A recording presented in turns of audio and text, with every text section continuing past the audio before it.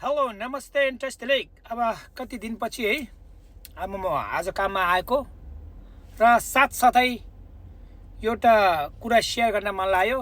Specially हाम्रो प्यारो hard working Uber ड्राइभरको लागि मात्रै होइन, यो लिफ्ट ड्राइभर होइन, फेरि उबर ड्राइभरको लागि मात्रै एउटा कुरा सेयर गर्न मन लाग्यो। यो कतिपय मान्छेहरूले थाहा छैन होला, मलाई पनि हिजो अस्ति नै थाहा पाएको र त्यही भएर म यो कुरा सेयर गर्न चाहन्छु।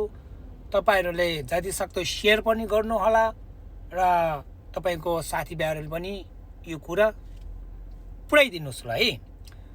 यो कुरा के हो भने हामी अहिलेसम्म पहिला त उबरले हामी फोन गर्न पाउँथ्यौँ, तर यो बिचमा उनीहरूले चाहिँ इमेल ओ ट्याक्स बाहेक हामी कुरा गर्न नपाउने बनाएछ। तर अस्ति मलाई एउटा कुरा थाहा पायो कि हामीले इमर्जेन्सी भनौँ न, अब एउटा कुराले तुरुन्तै फोन गर्न पाउने एउटा उपाय थाहा पायो। त्यो चाहिँ म तपाईँहरूले सेयर गर्न चाहन्छु है। हस् त। अनि अब फोन कसरी गर्ने उबरलाई त्यो तरिका म तपाईँहरूले भन्छु। यहाँ होममा जाने, त्यहाँबाट यहाँ जाने, त्यहाँबाट यहाँ जाने हेल्पमा, त्यहाँबाट कन्ट्याक्ट अस, अनि त्यहाँबाट यहाँ टक्कै धेरै अप्सनहरू हुन्छ नि।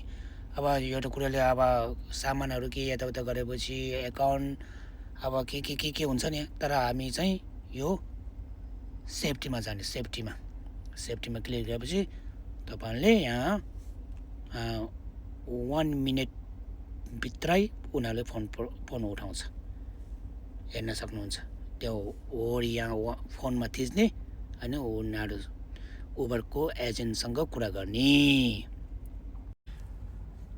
त्यही हो। अब हामीले अब कहिले कस्टमरसँग प्रब्लम हुन्छ, कहिले के हुन्छ नि त। अनि फोन गर्ने तरिका यो हो भनेर म तपाईँहरूले सेयर गरेको। अनि यो जतिसक्दो सेयर पनि गरिदिनु, अनि दाइको टिकटकलाई फलो पनि गर्नु, अनि के अरे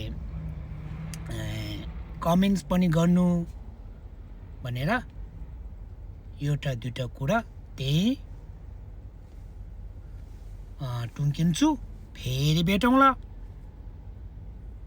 See you.